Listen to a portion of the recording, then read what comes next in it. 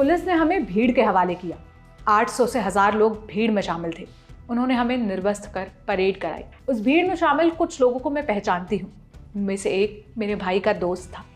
ये बयान मणिपुर से आए वायरल वीडियो में दिख रही एक पीड़िता का है। सबसे जरूरी पक्ष विक्टिम का है, इसलिए पहले मैंने आपको उनका ही बयान बताया।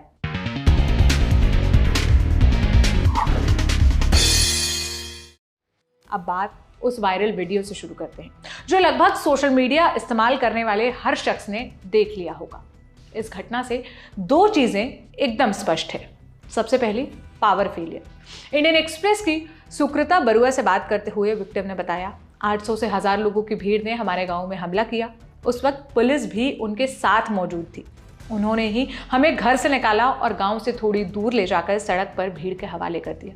पुलिस ने ही हमें भीड़ को सौंपा। जिस सरकार और उनके पुलिसिया तंत्र पर नागरिकों की सुरक्षा की जिम्मेदारी थी, उन्हीं चुस्त दुरुस्त जवानों ने 5 लोगों को वहशियों के हवाले किया। इन 5 लोगों में 2 पुरुष, विक्टिम के पिता और भाई, और 3 महिलाएं थी। पुरुषों को मार डाला गया और महिलाओं का रेप हुआ। उनके शरीर के साथ क्या किया गया, ये सब ने वायरल वीडियो में देखा है। पहले बयान से तो ये साफ हो गया कि सूबे में समूची सरकार और शक्तिशाली सरकारी पुलिसिया तंत्र फेल है, माने पावर फेलियर। अब दूसरी बात, जेंडर बेस्ड वायलेंस, माने जेंडर के आधार पर हिंसा। पीड़िता का बयान बताता है कि उनके साथ शामिल पुरुषों की हत्या कर दी गई, पीट पीट कर हत्या की गई। यह भी हिंसा का एक विभत्स उदाहरण है। लेकिन 3 महिलाओं के साथ क्या हुआ? उनको निर्वस्त्र कर परेड कराई गई। उनके शरीर पर एक तिनका नहीं था और भीड़ में शामिल वहशी उन्हें दबोच रहे थे। रोड के रास्ते उन्हें धान के खेत तक ले गए। एक लड़की 21 साल की थी, एक महिला 42 और एक 53। इंडियन एक्सप्रेस की बातचीत के दौरान 42 वर्षीय महिला ने बताया, दिन के उजाले में 21 साल की लड़की का सरेआम गैंगरेप हुआ। यही बात एफआईआर में भी दर्ज है। वैसे भारतीय कानून की नजर में सिर्फ पेनिट्रेशन ही रेप नहीं है। महिला के निजी अंग को छूना या स्किन टू स्किन टच भी रेप के दायरे में आता है। मतलब ये जो वायरल वीडियो में दिखा, वो भी कानून की नजर में रेप जितना ही जघन्य अपराध है। और इन कुकी महिलाओं के साथ जो हुआ वो जेंडर बेस्ड वायलेंस का नतीजा है। ये इस खबर का सबसे जरूरी पहलू है जिस पर कम ही लोग बात कर रहे हैं। इसलिए मैंने इस पर विस्तार से चर्चा की इंडिया टुडे की सीनियर एंकर अंजलि इस्टवाल से। अंजलि, जब से ये वीडियो सामने आया है, इसकी बैकग्राउंड स्टोरी पर भी बहुत बात हो रही है। लोग कह रहे कि एक फेक न्यूज़ थी, वो फेक न्यूज़ फैली कि जो मैतेई एक लड़की थी मेडिकल कॉलेज की, उसका रेप किया गया और फिर उसकी डेड बॉडी को प्लास्टिक में रैप किया गया। वो देख के मैतेई मर्दों को गुस्सा आया और फिर वो कुकियों पर हमला करने गए। और जो वायरल वीडियो हम सब ने देखा, फिर उन्होंने वो कुकी महिलाओं के साथ ऐसा किया। मतलब वो ट्रिगर पॉइंट था। बाद में खबर आई कि वो फेक न्यूज़ थी और ये है। तो बहुत से लोग कह रहे हैं कि ये जो कुकी वर्सेस मैतेई की लड़ाई है, इसने उन मर्दों को इतना हैवान बना दिया कि वो ऐसी हरकत करने पर उतारू हुए। नहीं, वो मर्द खुद हैवान ही रहे होंगे। ऐसा नहीं है कि आपको हैवान बना दिया जाता है। ये कहना कि इमीडिएट आपके ऊपर थ्रेट है लाइफ का, कोई चाकू लेके ऐसे बैठा और आपने उस वक्त किसी का गला काट दिया, ये आप हैवान बन गए उस मौके में। जो सोच भी नहीं सकता था कभी कि मैं खून कर सकता हूं, उसने ऐसा कर दिया। आई एम सॉरी, ऐसा सिचुएशन नहीं था इनमें से किसी के आगे। ये एक मॉब था, इनमें से किसी की भी जान को खतरा नहीं था। इन्होंने जिन लोगों को मारा, इन जानबूझ के मारा। इन्होंने उन महिलाओं के साथ जो किया, वो उनके मन की छुपी हुई वो त्रुटियां और वो भड़ासे हैं जो उन्होंने उस वक्त निकाली। और वो वैसे ही लोग हैं। वो जो एफआईआर में लिखा है 900 से 1000 लोग, वो 900 से 1000 लोग इसी प्रवृत्ति के हैं। उसका कोई लेना देना नहीं है कि कम्युनिटी क्लैश हुआ तो ठीक है, उस समय होता है, लड़ाइयां होती हैं और वो घर जलाना, ये लूटना, जो सब गलत है। लेकिन उस तरह की चीजें देखा जाती है। इस तरह की विभत्स चीज करना, हंसना और घूमना, आई एम सॉरी, ये उनकी मेंटल जो थिंकिंग है, प्रवृत्ति है, वो दिखाता है। और वो लोग वैसे ही हैं जैसे हैं। कोई गुस्सा 100% अग्री करती हूँ इस पॉइंट पे कि आप ये नहीं कह सकते कि उसने उनको भड़का दिया या उसने वो आग लगा दी, बहाना था कि वो चिंगारी जैसा तो एक्ट कर सकता है वो इंसिडेंट। लेकिन ये नहीं है कि उनके अंदर वो आग थी ही नहीं या वो वैसे वहशी थी ही नहीं और अचानक से एक इंसिडेंट के बाद ऐसा। एक बात बताओ सोनल, मुझे जब भी कोई चीज होती है, रेवोल्यूशन होता है, तो ऐसा क्यों होता है कि कई लोग जिनके साथ बड़ा बुरा होता है, इरोम शर्मिला के साथ जो हुआ, उन्होंने तो जाके किसी का गला नहीं काटा ना, किसी की बेटी को जाकर के नहीं मारा। तो क्यों कुछ लोग नॉन वायलेंस में जाकर के एक्टिविस्ट बन जाते हैं? क्यों कुछ लोग ये काम करते हैं? हुआ तो दोनों के साथ वैसा ही ना, तो इससे साफ पता चल जाता है जिसकी प्रवृत्ति जैसी वैसा वो काम करेगा। अंजलि, जो 5 लोग थे, जिन 5 लोगों को वायरल वीडियो में हमें जो 2 महिलाएं दिख रही है, वो गांव से निकाले गए 5 लोग थे। उसमें 2 पुरुष थे, 3 महिलाएं थी। पुरुषों को मार डाला गया। महिलाओं के साथ जो हुआ वो पूरे देश ने देखा, और वायरल वीडियो है ही, जो मतलब लगभग जितने भी सोशल मीडिया यूजर्स है सबने देख रखा होगा। जेंडर बेस्ड वायलेंस यहाँ पर एक बहुत बड़ा फैक्टर है, और सुनने में बहुत हैवी और बोरिंग सा शब्द लगता है, पेट्रियार्कल, वो पितृसत्तात्मक सोच कि औरत के शरीर पर हमला करेंगे तो हम पूरी कम्युनिटी को मैसेज देंगे, हम उस पूरे कुकी समुदाय को बता देंगे कि देखो हमने तुम्हारी इज्जत के साथ क्या किया। उस माइंडसेट पर तो कोई लाइट ही नहीं थ्रो कर रहा, कोई बात ही नहीं कर रहा, या उस लेंस से नहीं सोच रहा उसको। क्योंकि जो आप कह रही हैं वो बिल्कुल सही है। मेरा शरीर आपकी रणभूमि बन जाता है हर बार।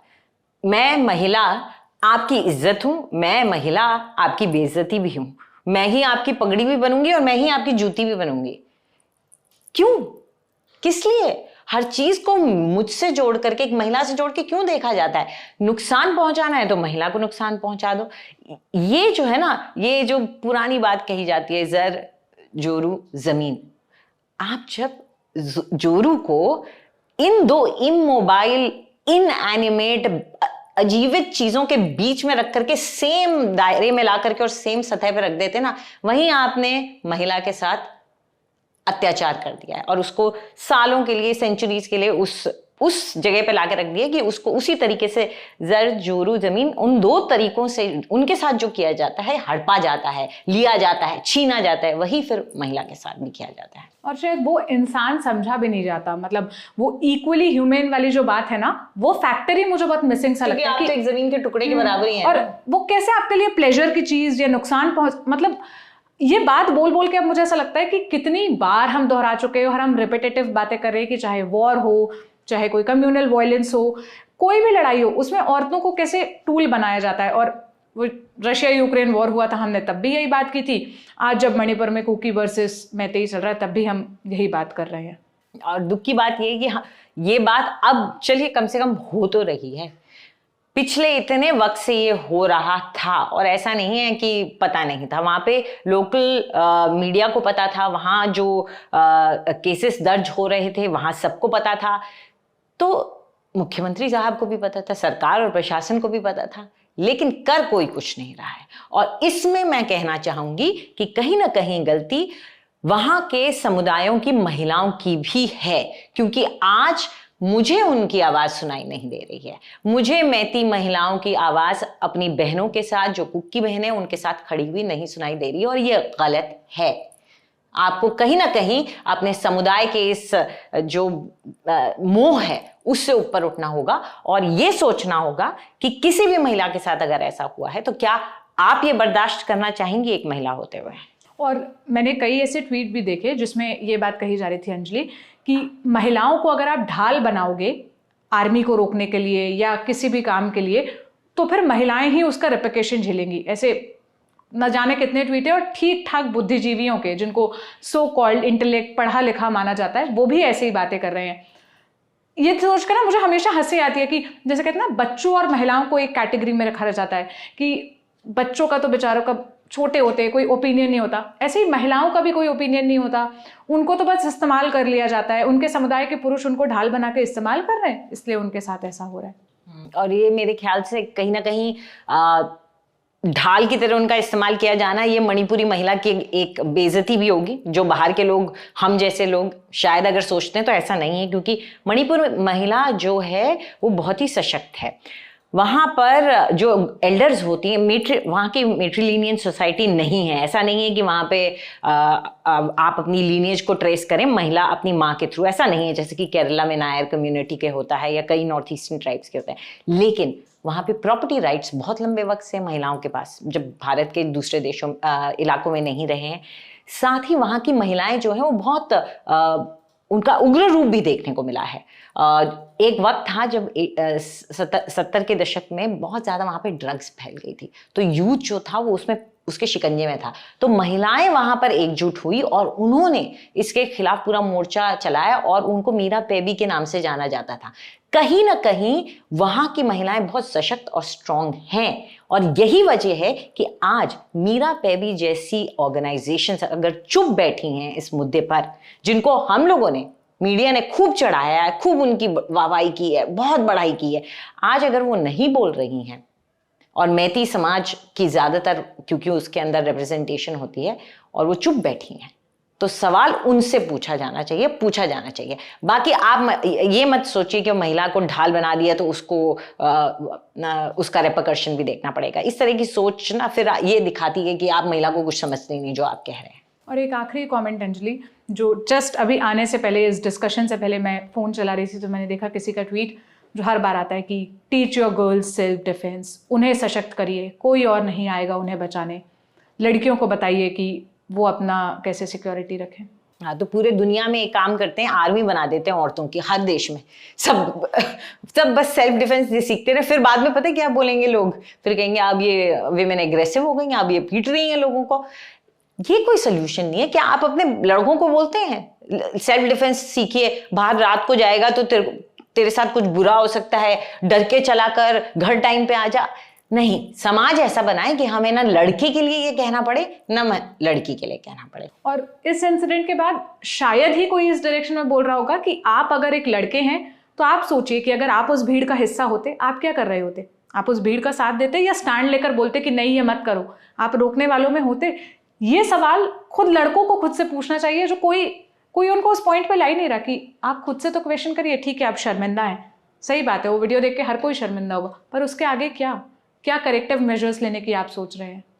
कल को आपके सामने अगर कुछ ऐसा होता हुआ दिखे, इतना विभत्स भी नहीं, अगर कोई भी इनजस्टिस दिखाई दे एक गरीब के लिए, मजलूम के लिए, या एक महिला के लिए, एक किसी भी के लिए भी, तो उसमें ही अपनी आवाज उठा लेना। मेरे ख्याल से पेड फॉरवर्ड वाला कॉन्सेप्ट होता है ना, आप आज नहीं कर पाए, चलिए कोई बात नहीं, आप कल कर लेना, किसी और की मदद कर देना। कहीं ना कहीं वो एक कर्मा का साइकिल है, वो कहीं ना कहीं आपके कर्मों को भी बैलेंस कर देगा और इस यूनिवर्स के कर्मों को भी बैलेंस कर देगा। बहुत शुक्रिया अंजलि हमें वक्त देने के लिए। और जो बात आपने कही वो ही शायद इस वीडियो का और इस पूरी कवरेज का सार होगा कि आवाज़ एकजुट होकर एक स्वर में, चाहे वो कुकी महिलाएं हों, चाहे मैतेई महिलाएं हों, चाहे वो इस देश के किसी भी कोने से आने वाली महिलाएं हों, पुरुष हों, यही बोलना चाहिए कि ये गलत है, ये गलत हो रहा है। और हम बियॉन्ड पॉलिटिक्स, बियॉन्ड अपने जो इंक्लिनेशन है, कास्ट और अपना जो भी फैक्टर्स है जिसके कारण आप कम्युनिटी की वजह से अलाइन हो रहे हैं,